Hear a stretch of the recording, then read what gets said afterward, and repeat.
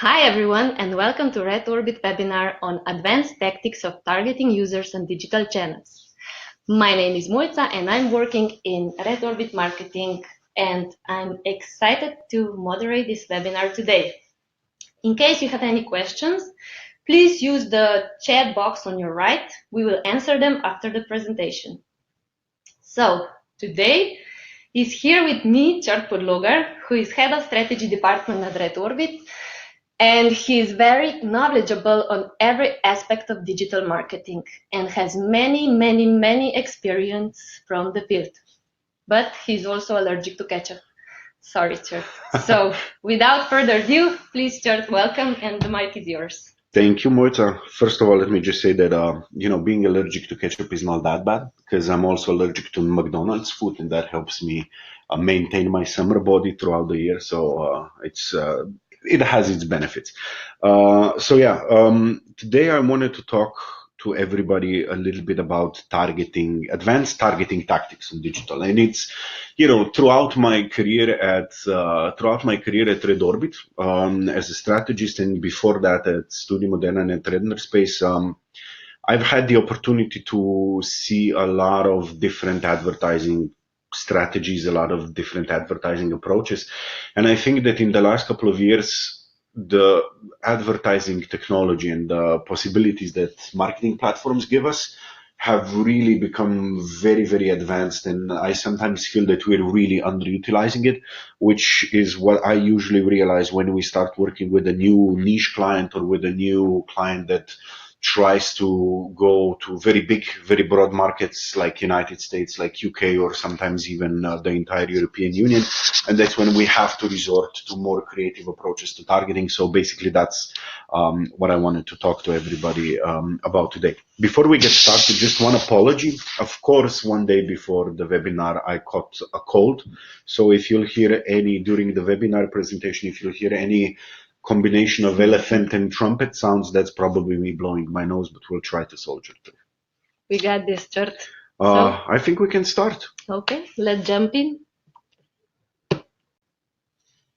All right. So, advanced tactics of targeting users on digital channels. Like Moitz already mentioned, if anybody has any questions, put them in the chat. We'll answer them at the end just so that we don't confuse things too much. But any comments and all kinds of questions are more than welcome. So, advanced tactics of targeting users on digital channels. So, I already mentioned why I wanted to discuss this topic, because I think that in a sense, a lot of advertisers aren't really up to date with all of the changes that are happening and being rolled out to different advertising platforms. And the other thing is that, in a way, platforms are also making us very complacent. For example, both Google and Facebook today are really pushing their algorithms. They're really pushing automated advertising based on algorithms and based on achieving specific KPIs. And it's good. When it works, it's great. We don't have to do a lot of stuff. We just set up the tracking, we define our goals, set up the campaigns, and then we let Facebook and Google do their magic. The problem happens when that doesn't work. Maybe when it's a niche market, when it's a niche product, when it's a really difficult persona to find. And we have to keep up with the trends, and we have to make sure that we are smart about how we advertise, even when algorithms are there to save us, when algorithms are there to help us advertise.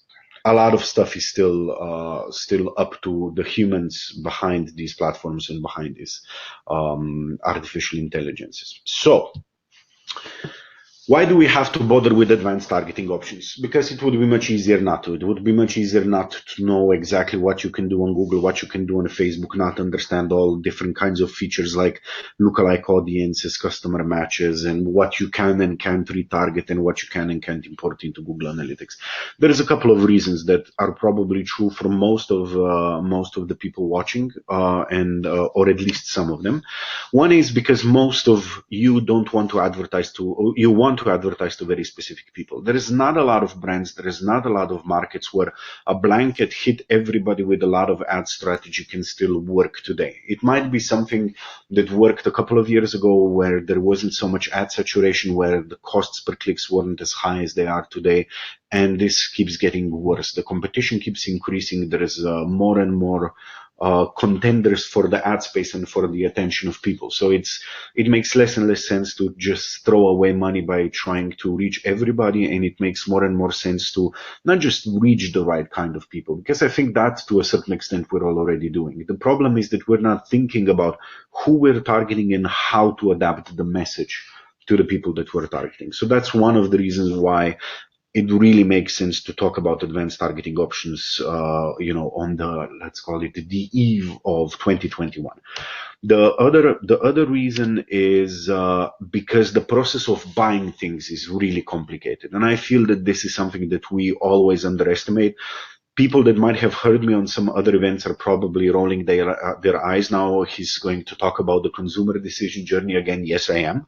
But it's going to be just one very short minute of the consumer decision journey, because what you need to understand is that you're targeting different people, different personas you have that might or might not be interested in your product, service, or anything else, or your content. And then at the same time, you're also reaching out to them in different phases of the consumer decision journey. Some aren't interested in buying the product, but they're giving you some information or signals that they might be interested in the product later down the road. Some people are trying to evaluate where to buy products. Some are actively buying them. Some are looking for different information.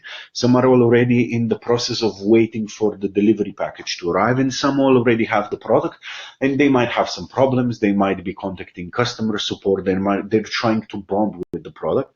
And people pop in and out into our digital marketing channels, offline channels, physical stores. They show up on our email marketing automation tools and so on.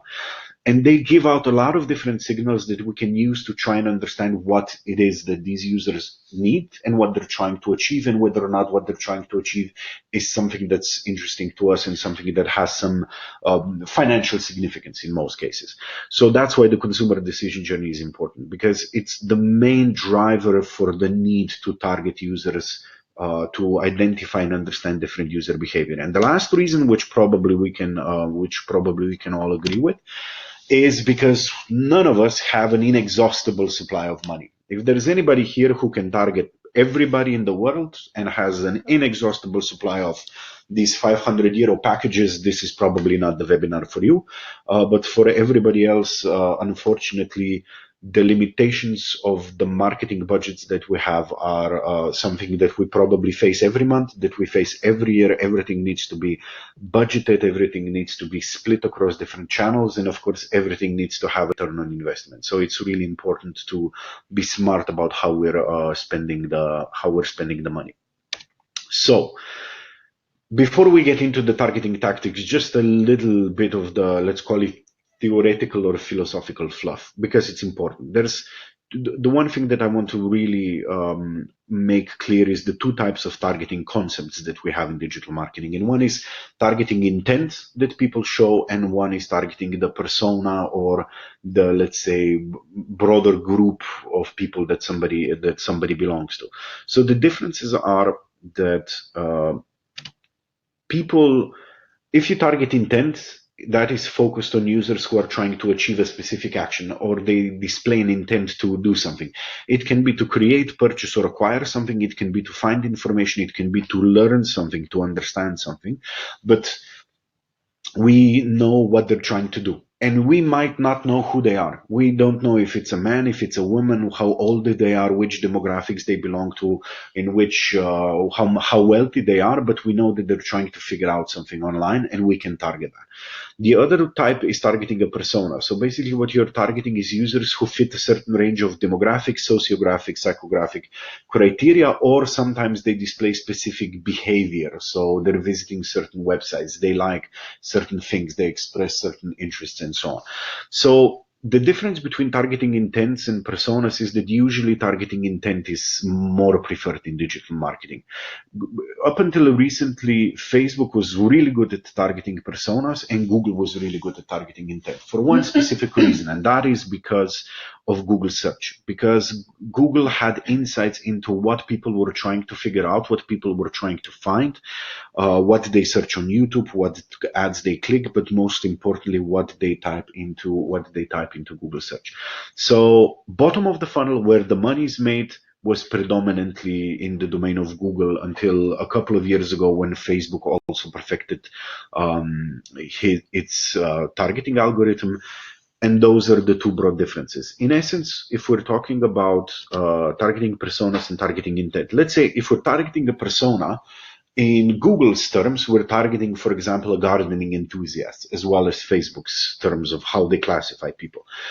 On the other hand, if we're targeting intent, we can target a gardening enthusiast who's looking for a new lawnmower. We can target an enthusiast who's looking for new gardening equipment, for a new greenhouse, for a new tool shed, or who's looking to find some information about how to solve a problem that he has with some plants on his or her garden. So one persona, a gardening enthusiast, breaks into a lot of different intents depending on what people want to do. And this is why targeting intent typically is preferred to targeting personas.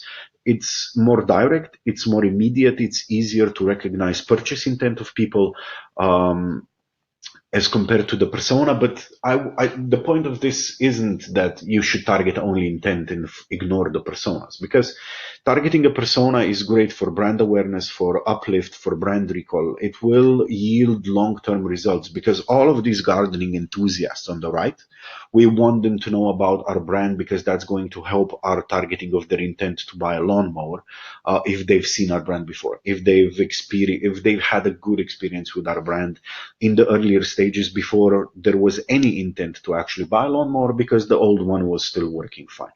But these are the two distinctions that we need to understand when we're talking about targeting. So let's talk briefly about the basics that I don't want to talk about. And hello to Jože. So what are the basics of targeting as we consider them, or something that we're going to skip over because it's the fundamental? So on Google search, we can target keywords. And when a user types in the keyword, if we pay enough money and if our ad is okay enough, the ad is going to show. That's the basics.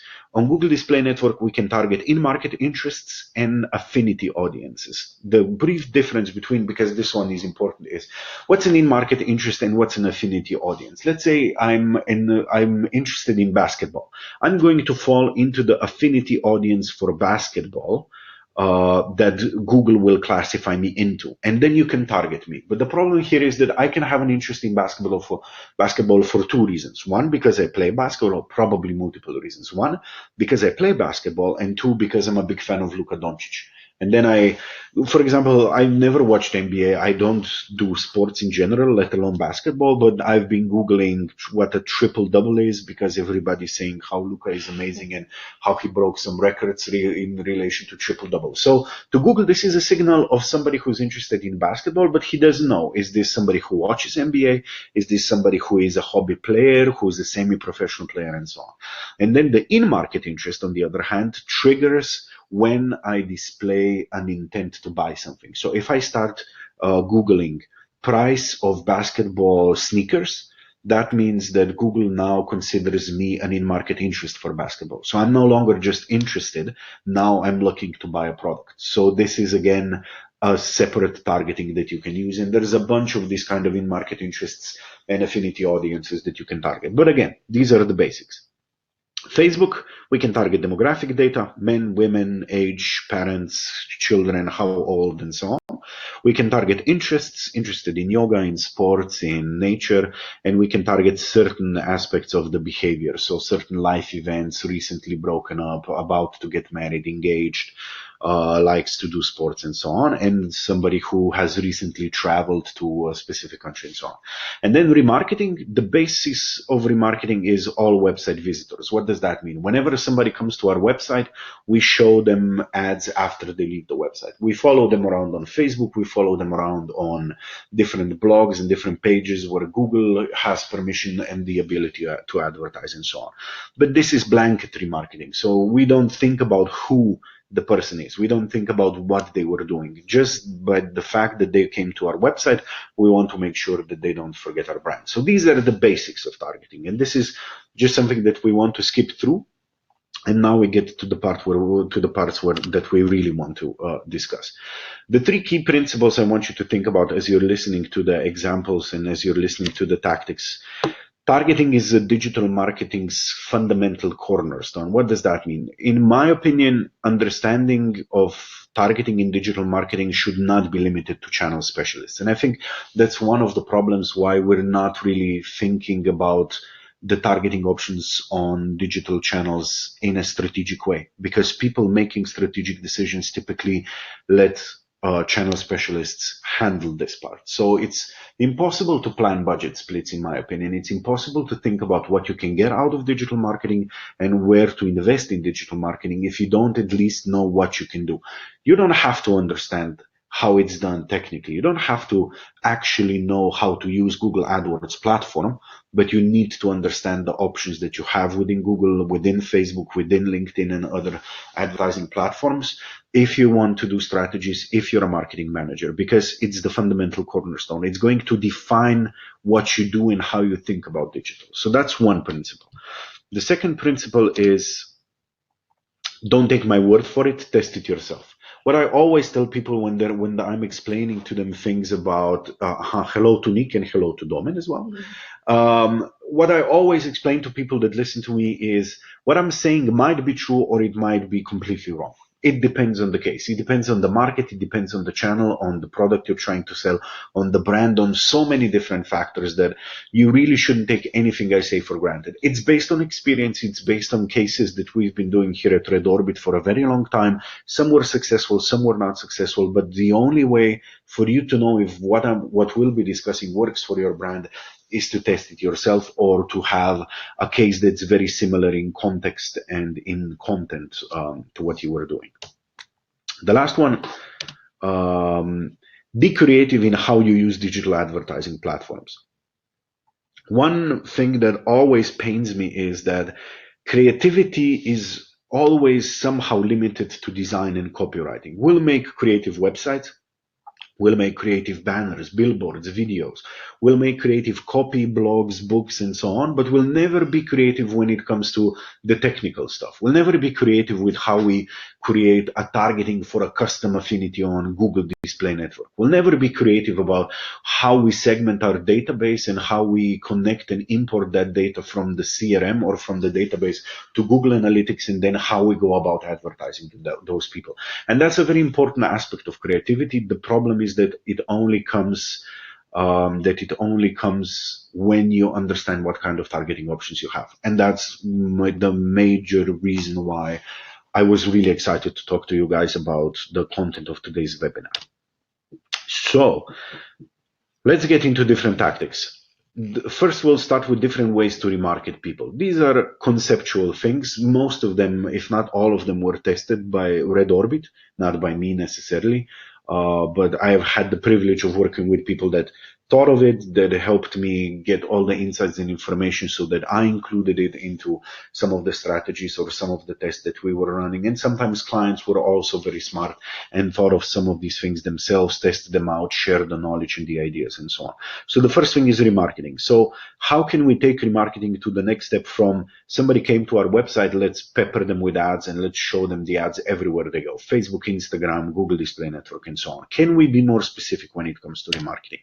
The answer, of course, is absolutely. The first very interesting thing is something that's called RLSA.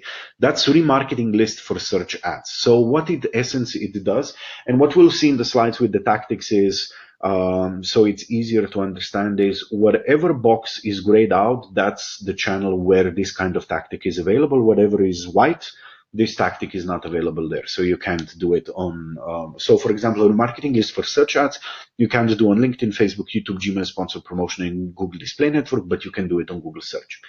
We all understand probably how Google Search works. Somebody types in a keyword, and like I said before, if we pay enough money, if we have high enough budgets, if our ads are okay, our ads will show to these people. Perfectly fine. But what happens when 100,000 people per month or per week search for the keywords you want to advertise to? What happens when a cost per click is €1, €2, €5? The most expensive cost per click I've ever seen in my career was €27, if I'm not mistaken, in the UK. So then you really need to think about who's clicking on your ads And that's where remarketing list for search ads is great, because basically what it does is it takes the remarketing list from your website and it applies it on Google search. So basically you can say, I want to show my ad to people who are searching for, let's say, a keyword price of laptop, but only to the people who are already on my website, not everybody else, because I don't have money for it. But the people that were already on my website apparently know me. They were already considering buying from me. So I want to make sure that when they go back to Google search, I'm there 100% and they can see my ads.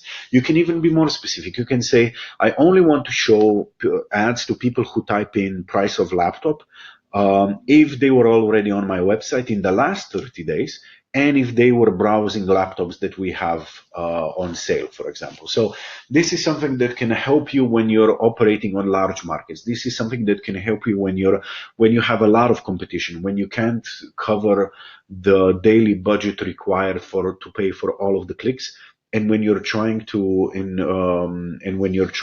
figure out where it makes sense.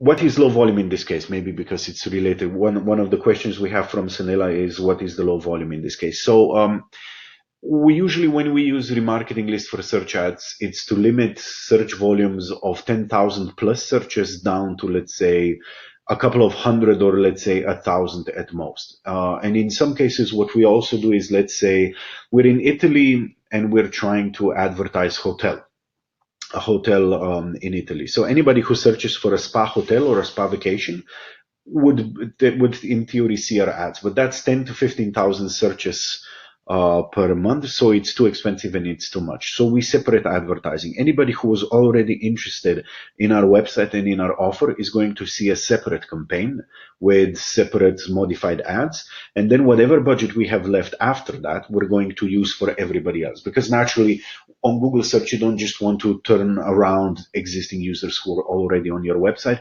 but usually those are the first one that you want to cover, because not a lot of things happen on last click. So people that come to the website, they're going to think about it. They're going to compare it. They're going to check out other options. And as they're doing that, the chance of your conversion increases if you're always there following them with your options and with your offers. Some clients even have special deals for this kind of people who are, for example, searching for a competing brand for the product that they have already previously searched on the client's website.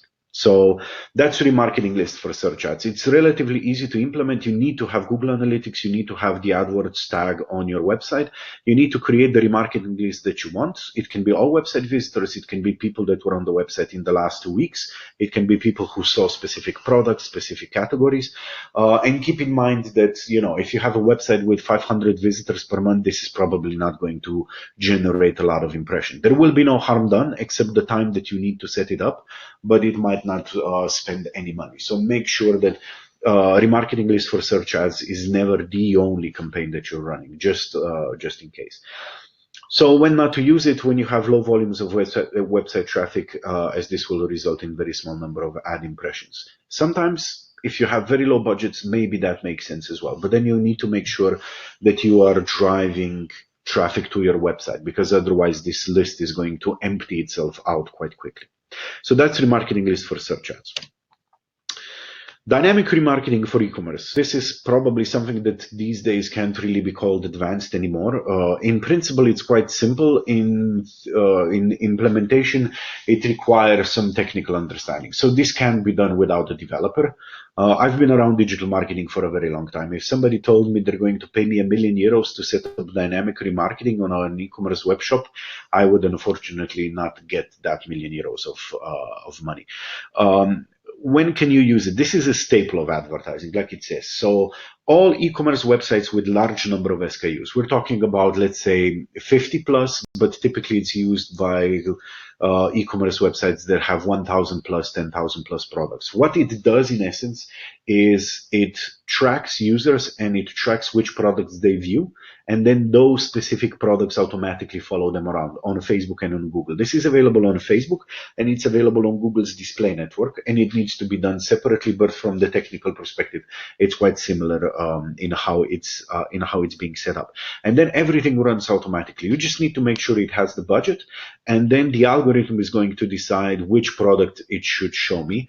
It can sometimes even show me similar products that I haven't seen. For example, if those products go out of stock, it's going to take the price of the product into consideration and so on. And it's always going to do a little bit of testing. In our experience, Facebook dynamic remarketing has been phenomenal. It's been one of the few channels that, regardless of what you're selling, it's going to have a positive return on ad spend as long as you're selling products. So couches, TVs, beds, cheap products for €9 imported from China. Doesn't matter what you're selling. Facebook dynamic remarketing can sell it. Google dynamic remarketing, on the other hand, in our experience, hasn't really been performing that well. It gets people to the website. Sometimes those people buy products, they add them to the cart, but it doesn't perform nearly as well as Facebook. But nonetheless, depending on what kind of a business you have, I would certainly recommend you to try out both of them. And this will definitely be money well spent. And there is not a lot of exceptions to this rule. But Facebook and Google Display Network aren't the only ones that are doing dynamic remarketing. Nowadays, you have a lot of different companies that do dynamic remarketing as well. And if in the future days you will be Googling the term, you'll probably see a lot of different providers. What I wanted to show you is three that I have at least certain expertise with, certain experience with. So that's Adroll, Criteo, and RTB House. In essence, what they are is they are platforms like Facebook and Google. They buy ad space on different websites. They buy ad space from Google, from Facebook, but they have their own algorithms to advertise. We've had personal experience with Criteo and Adroll. I've heard a lot of good things about RTB House as well. The one thing that seems to be true for all of these three is, and they do seem to be the biggest, at least in the European Union, in the Adriatic and CEE region. They will perform differently depending on the country and depending on the product that you want to sell. So Criteo might be great for consumer electronics, but it won't be so good for subscription as a service, where Adroll is quite often used by subscription as a service businesses. Adroll also, in my experience, seems to be better at advertising in English-speaking countries compared to Criteo, which is excellent in non-English speaking countries as well. So you have to give them some budget. Typically, we're talking about 1,000, 1,500 euros for the initial tests. And in most cases, they will outperform Facebook and they will outperform Google as well. In some cases, you can completely replace Facebook and Google. In some cases, you can run them simultaneously. That depends on whether or not you get return on ad spend from all of these channels. But for example, in most cases, when we're working with Criteo or when we're working with Facebook, the cost of sale is usually between 10 and 20%. So that means that if we invest 1,000 euros into Criteo, we'll get between 5 and 10,000 euros out of it on last click. So people see the ad, they click on it, and they go back. But keep in mind, you've already had to pay for these users because this is remarketing.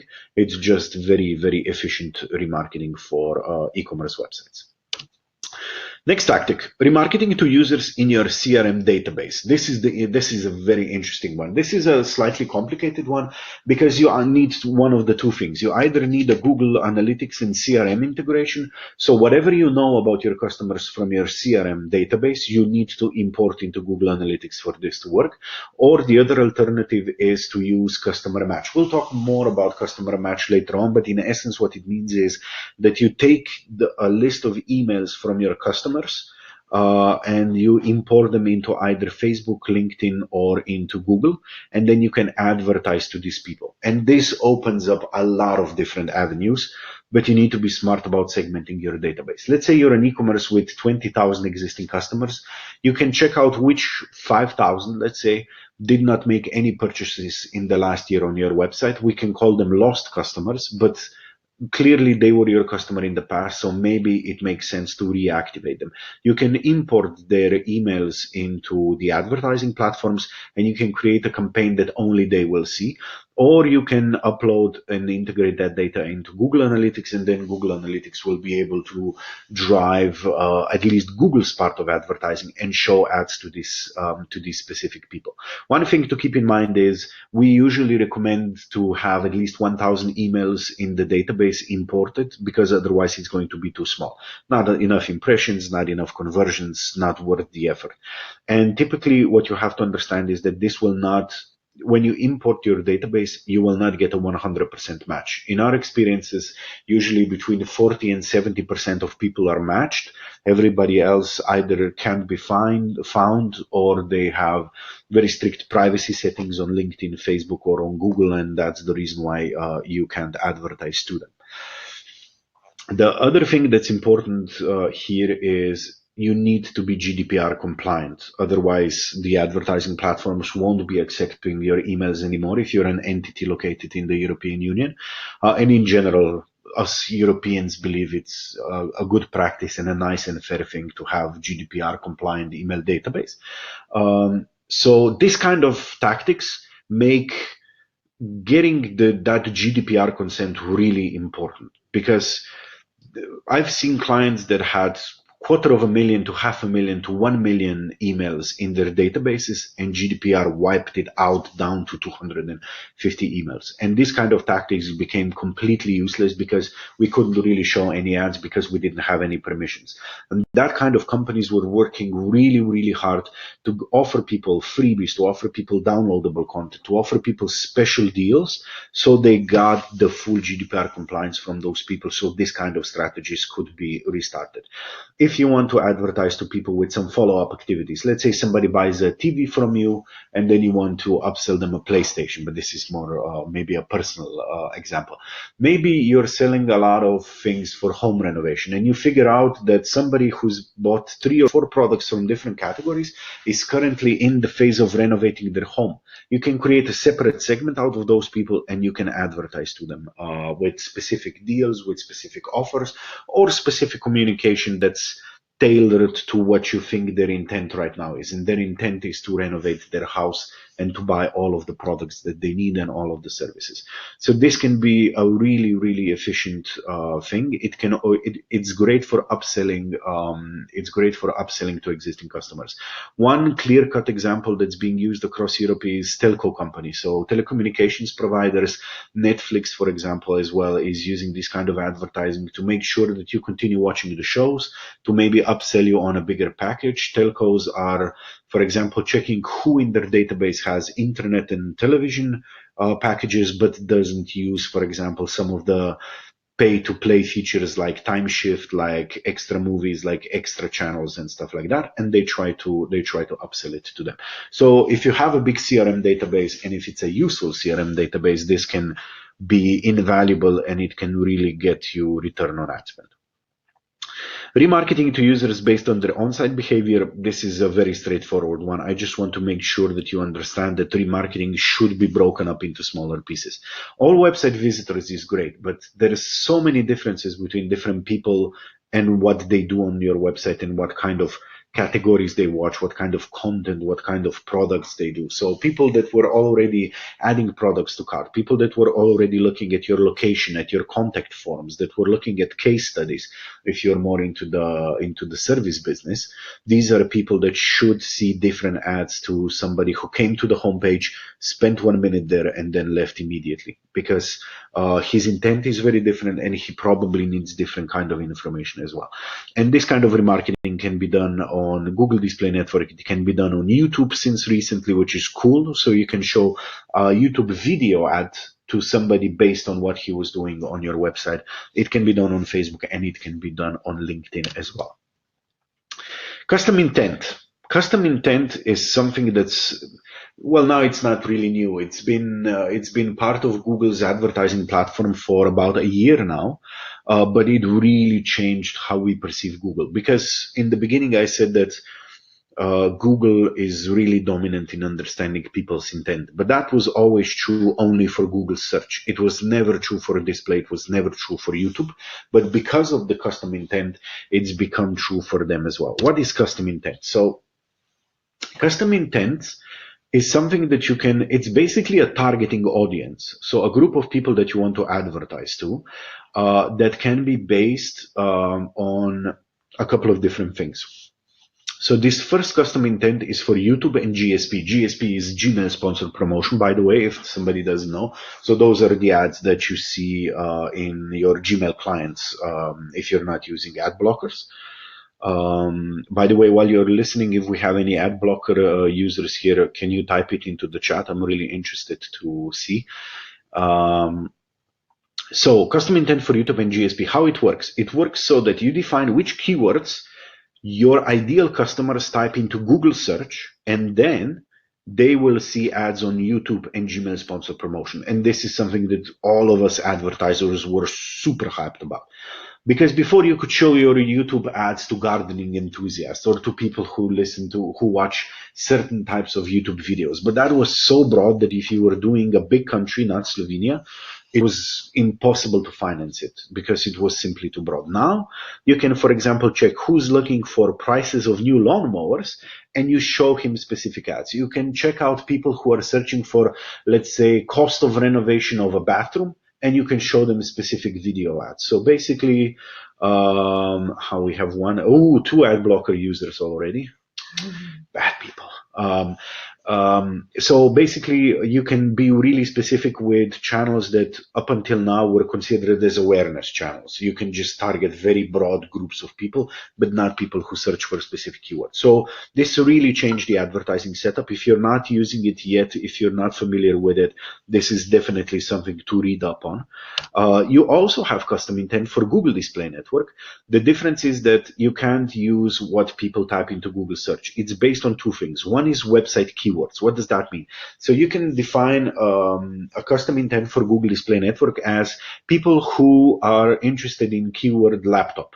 What Google will do is Google will check the content of the websites that people view, and if laptop is contained in those websites. So if you're looking at blogs about laptops, e-commerce web shops with laptops, if you're looking at videos with laptops and so on, then you will be placed into this custom affinity. It's less accurate than what you can do with YouTube and Gmail sponsored promotion because you can target the actual Google search queries, but it's still quite cool. And the last thing that you can do in how you define your custom audience or custom affinity is that you can target people based on the website URLs that they visit. A typical example that we try to use is we check out all of the bigger blogs, all of the bigger news media outlets that have content that defines our ideal customer. And then we put all of those URLs into this custom affinity. This is a lot of work. It's easier to target keywords, but sometimes, people are visiting very specific parts of some influencers' blogs, some very specific part of the New York Times and so on. And most of these kind of websites you can target through Google Analytics and through Google Display Network. So it will take probably about 400 or 500 URLs. So it takes some research and it takes some time, probably a couple of hours before you can start the campaign, but it can be really useful. What we typically see is that the behavior of the users is between 3 and 4 times better. People click on the ads more, people spend more time on the websites, they add products to the cart, they're interested in the content and so on. This might not necessarily sell you products, but if you're trying to reach out to new people, let's say if you're trying to expand to a new market, and if you're running a go-to-market strategy, then this kind of advertising can be really, really useful. Next one, customer match. We briefly mentioned it, so we're just going to glance through it. So customer match, like we said, is the process where you upload your existing emails into the advertising platforms and then you show ads to them. You can do this on Gmail sponsor promotion, on YouTube, on Facebook, and on LinkedIn. And one of the tactics is to use customer match to target your existing users or subscribers. Some people target the newsletter subscribers. This is less efficient. Why? Because most of you get emails based on promotions, discounts, special prize games, and so on. So these aren't necessarily people who are your ideal customer. These are usually people who are really interested in the prize that you are giving out. So if you have existing customers, then that's much more interesting, because think about the possibilities that you have here. You can segment your users in, or your customers, into very active, very frequent customers, and you can, for example, exclude them from advertising. They buy from you anyway. You can pick up those that have abandoned you. You can try to upsell to those that where it makes sense. What you can also do is you can do some follow-up campaigns to try and sell them different categories, to cross-sell them products and so on. You can, for example, identify customers that typically buy higher-end products, who have higher average order values, and you can target them when you're trying to sell a more expensive product, or you can exclude them from price promotions and so on. So you can be really, really efficient with this, but like we mentioned before, you need to either upload these emails or you need to have an integration with Google Analytics. The next option is the lookalike audiences. This is kind of similar because it uses a similar approach. So lookalike audiences are people who are similar to other people, in essence. So basically what it means is that you're using, for example, your customer database in this particular tactic, and people who with specific website behavior to create lookalike similar audiences. Let's say you have a CRM database, you take out your most frequent customers, you upload them to the digital advertising platforms, and then they will create lookalike audiences. What does that mean? They will look for people who display the same, similar, very similar behavior to your high frequency buyers. And they will go and find them on Facebook, on LinkedIn, on YouTube, or practically on any of Google's services as well. The other thing that you can do is you can also use website tracking to create lookalike audiences. So for example, you can track all of the purchases on your website, or let's say all of the downloads of your case studies. And then you can take all of these people and you can ask the advertising platforms to create lookalike audiences for them. What we typically use this for is when we're running go-to-market strategies, when we're expanding to new markets, or when we're launching new products. It's sometimes very difficult to understand who will buy this product. So we try to find people that bought it. We try to find people that we know and are sure are our ideal customer segment. And then we try to get more through lookalike audiences. Because sometimes when you start a campaign and you don't have any data yet, when you haven't done any interviewing on a new market, it's really difficult to understand who to target, even if you have a lot of different options. Maybe sometimes you don't even know which keyword to target. And that's where lookalike audiences come as really handy and can really deliver good results. Google Search Audience Overlay. So this is another way how you can limit your Google Search advertising to try to target the most relevant people. So basically what an overlay means is not a couple of minutes, 20 minutes ago, we discussed Google's affinity and in-market interests when I was explaining about if I'm generally interested in basketball will be my affinity. If I'm trying to buy basketball sneakers, I will have an in-market interest in basketball in Google's eyes.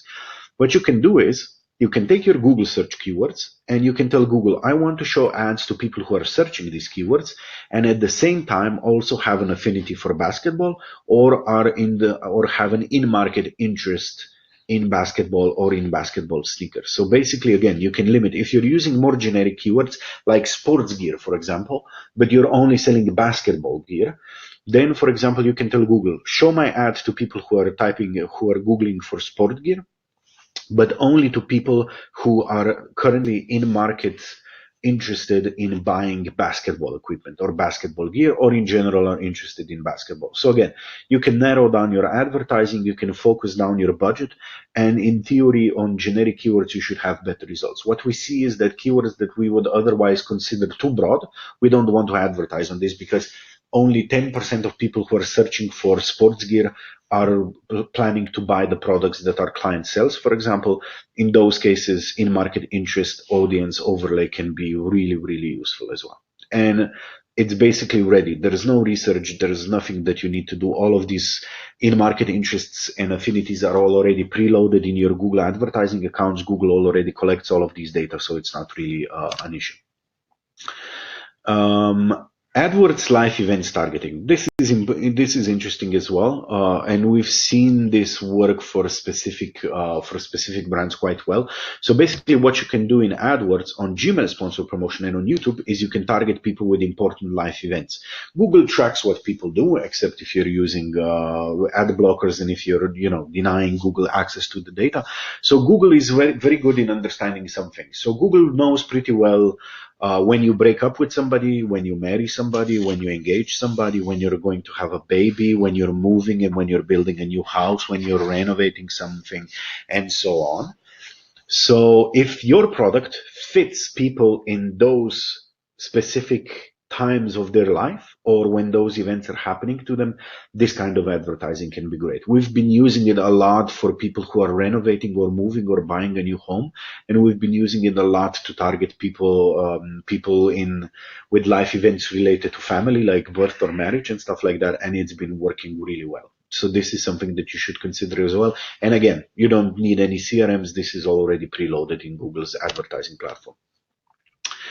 Targeting personas is something that we don't really talk a lot about, especially when we're talking about performance marketing. So that's something that I wanted to talk to you guys about as well. When it comes to personas, there is one rule that I want to explain to you guys, and that is that the first rule when creating personas is to make personas that are targetable online. They need to be specific, and you need to have people's digital behavior and footprint defined. The thing I hate the most and the thing that's really problematic is sometimes we get personas from clients, and these personas are defined as brave and decisive women. That's great, but there is absolutely no way to target brave, decisive women online. You can target women, but that's it. So basically what you need to think about is how you can make these personas useful. Which blogs do your customers frequently visit so that you can target those blogs, which keywords they use, who's their favorite YouTube influencer, what kind of YouTube videos and channels they follow, and so on. So anything that you can then use as a targeting on a digital marketing channel is something that should be defined when it comes to your persona. Otherwise, it's useless. It might be useful for creative, it might be useful for copy and product alignment, but in terms of digital targeting, it's not going to be very useful. So how to target them? One thing that you can do is you can target competitors' brands. So how to do that? You can target people who type in your competitors' brands on Google search, but that's going to be expensive, and you will have limited availability to advertise to your competitors' brands. So most people don't decide to do that because it's not worth the money. What you can target is with Gmail sponsor promotion, you can target people who receive emails from your competitors into their Gmail accounts. I'm sure that I'm going to terrify some people who are going to shut down their Gmail accounts today. So that's a little bit better because it's going to be cheaper. And then you can also target people who typed in the brand of your competitor into Google search on YouTube. And that is cool and cheap and effective. And you can even be more specific. Let's say you're selling, what are you selling? Let's say you're selling cosmetics. Somebody types in the brand plus makeup of your competitor. That's the ideal customer to show a YouTube video ad to. But you have to keep in mind that if you're much worse than your competitors, if you select competitors that are too strong, that's not going to work. And ideally, competitors are really specific. If you're only selling kitchens, it does make sense to target a retailer that sells everything related to home, because you want to target competitors who are selling more or less the exact same products. Because if somebody's searching for their brand, that means they're interested in their products. As a consequence, they're interested in your products. So this can be a really exciting and really efficient strategy as well. Targeting of an exact list of website URLs. This is something that you can do on Google Display Network. So you can be really specific and you can tell Google, I only want to show ads on this blog because it's from an influencer whose audience is the perfect fit for my product. Or you can show ads only on a specific set of URLs. It doesn't even have to be domain. It can only be one subcategory of articles on a blog, for example. One example that I keep explaining to people is we had a client once that had a product that for some reason was really interesting to people who build model model planes and model ships, tiny stuff made from plastic that you glue together and then you paint. So what we did, we found 500 to 700 websites that have content specifically about painting models, and only people that paint models go there. And then we ran an advertising campaign only on those specific websites so that we were sure that we're targeting the right kind of people for the product. You can use influencers traffic for lookalike audiences. This is something that's interesting as well. I know that a lot of people don't like influencers or don't think they're really good. There's very different influencers. I've seen influencers who can sell tech products for 1,000 euros to IT managers really efficiently. It's really up to whether or not you have the most popular influencers with 1 million followers on Instagram, or if you've found the niche influencers that really has the attention of your ideal customer segment. And if you do, you can arrange for a campaign with them. You make sure that the campaign is going to drive traffic to your website. You need to make sure that you can track it in Google Analytics using UTMs, so tracking parameters. And then you just take all of the traffic that came from this influencer, and then you say to Facebook, YouTube, Google Display Network, and Google Search, these are the people that I want to advertise to, or I want to have lookalike audiences. I want to find people that are similar to these people, and then I want to advertise to them. And this way, influencers who already have the attention of your customer segment can help you create a new targeting for you when you're entering new markets, for example. That was the tactics.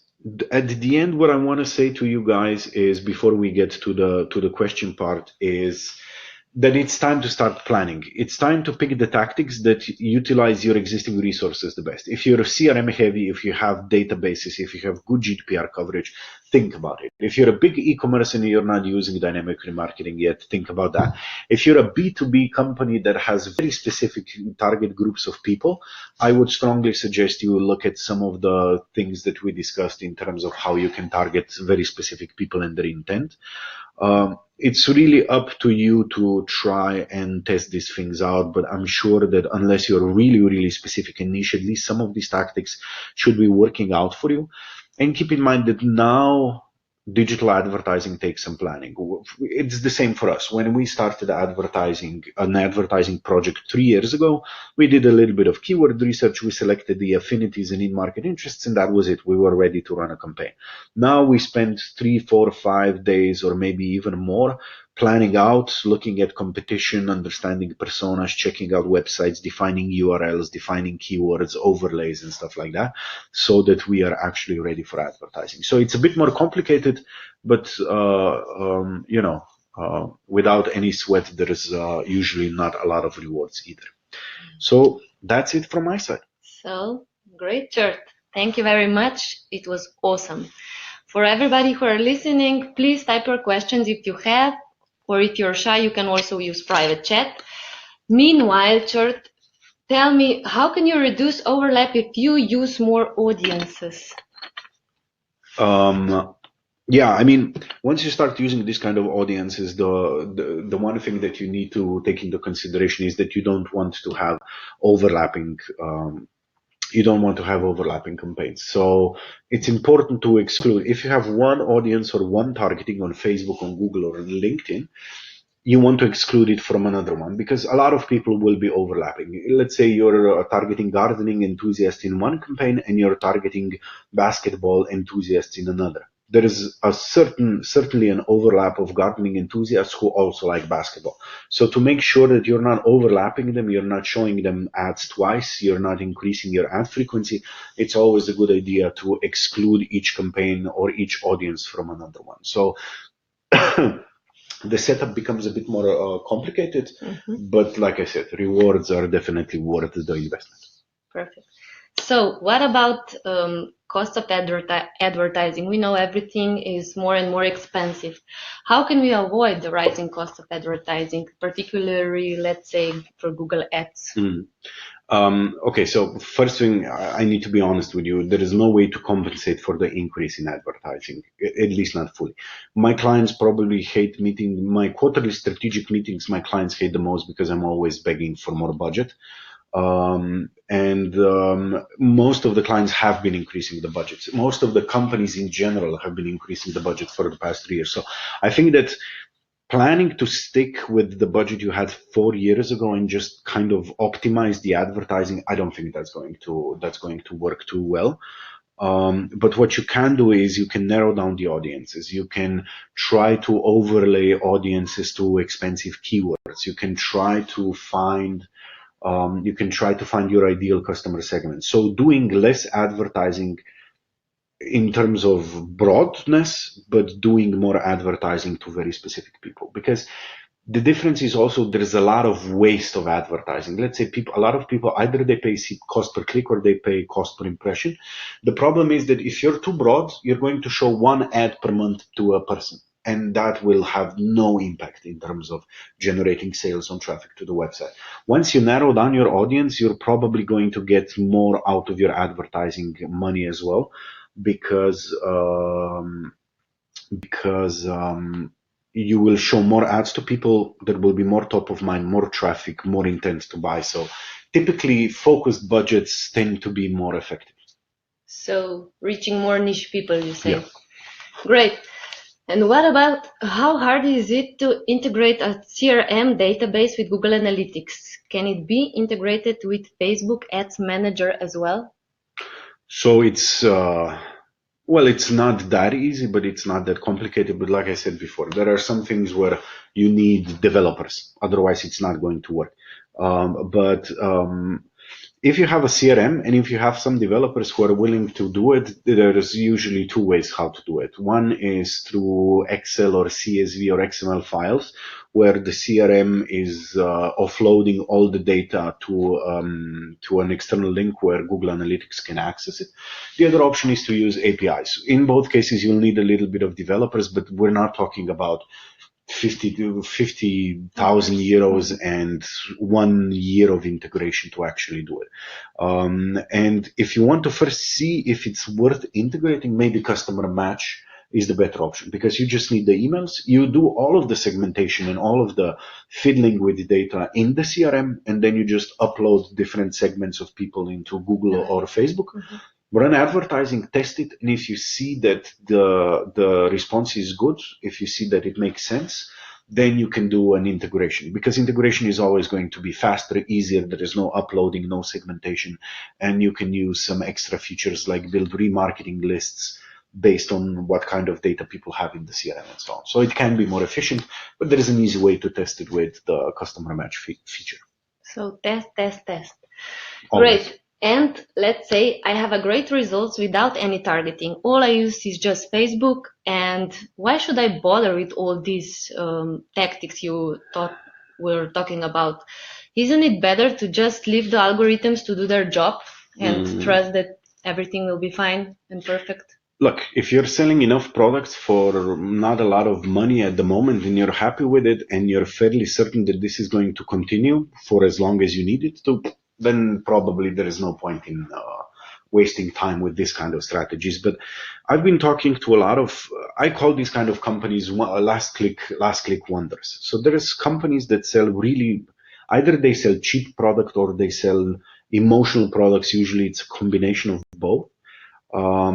And people buy it. People see a Facebook ad, it's $9.99, I want it, it's cheap, let's do it. They click, they buy it, and that's it. And Facebook's algorithm has been extremely efficient in finding these kind of people and selling these products to them. If you're that kind of a company, probably right now that you don't see any sense of trying to do all of the complicated things that we've been talking about here. But one thing that you need to keep in mind is that Facebook is probably not forever. So when the going is good, when you have cash flow, when you have a lot of money, in my experience, that's the best time or the only time when you can really try and test out new things, new alternatives. For when Facebook loses its users, for when Facebook increases its prices, for when Facebook's algorithm becomes less efficient, for when Facebook has been banning a lot of companies in the last year from advertising, or at least he's been limiting very heavily which companies can advertise based on the quality of products and service. So if that happens to you, you need to have some sort of a solution or some sort of a backup, and this kind of advertising can provide that kind of a backup. But most companies wait for too late. when to target advanced tactics for advertising is the same as when you hire somebody to optimize your cash flow in internal operations, not when you ran out of money and fired everybody, before that happens. So I would still say it's worth it, but it's probably not the first thing to do on Monday. But if the going is good, dedicate some time because you have it. Dedicate some budget because you have it. You'll probably be grateful for the foresight when something bad happens to whatever is bringing you money right now. Perfect. Thank you, George. According to our time, we are running out of it. So Nina is asking if we will share the recording. Yes, we will. Don't worry about it. So you have any closing pointer that you would like to emphasize? What I would say is what we've been discussing a lot at the end is to try and test different things and to try to keep up with what's been happening on the digital scene. There's so many things that we haven't mentioned. There is a bunch of beta tests from Google that I almost mistakenly put into the presentation before I forgot that there is an NDA disclosure for beta tests. There is a lot of new platforms coming, new platforms that are already here that we haven't really discussed because it would simply take too much time. So there is always something to test, but everything starts with understanding your customer, with having the data. So you need to track your websites, you need to track what's going on, you need to have customer segments, and you need to have GDPR permissions and compliance if you're doing the advertising, because GDPR is either here to stay or it's going to get even worse. So some people say it's the end and the death of digital marketing and advanced targeting tactics. What I think is what you need to think about is how you're going to get permissions from people. And I know that not a lot of people are doing it because they don't see the added value of it. But once you start using this kind of tactics and this kind of approaches, then it absolutely makes sense. And I also want to thank all the people who said that they're using ad blockers. I mean, coming from the advertising business, I'm not really thankful you are using them, but it's useful information. Maybe just one advice. If you are in digital marketing, I would have used an ad blocker as well, especially on YouTube, because there's this ad, just then that's it. And then we're done. No. There's this ad that's always 45 minutes long. When I go into the shower and I put some music on my phone on YouTube, 100% success rate, this guy shows up with his 45-minute long ad that then I have to listen to under the shower. So I understand the need to use ad blockers, but if you're in the digital advertising business, I would probably recommend not using them because of all the information that you see, all of the ads that you can spy on and see what the competition is doing and so on. It can be insightful and sometimes it can be inspiring, but I completely understand the motivation behind using ad blockers. I wish I wasn't doing digital marketing and I could use them myself as well. And that's it. Good luck. There's a lot of different resources, YouTube videos. There's a lot of articles and all of the different stuff where you can learn more about this. Maybe. So consider this only as, your starting point. This is your menu. Now you need to select your favorite dish and now you need to go about and start enjoying it. As you said, in case you wish to acquire more knowledge, InOrbit is a place to be. That's Europe's #1 marketing and growth retreat we are organizing in Slovenia in middle of March. You can learn more at inorbit.si. However, Chert, you were there for a few times now. 4 times in a row. So it's great. Your comment? I mean, what I personally like, I go to a lot of different conferences. What I like the most is there's 3 tracks. So if you want to be really hands-on about platforms, there is a track for PPC specialists. If you're an e-commerce business owner, there is an e-commerce track.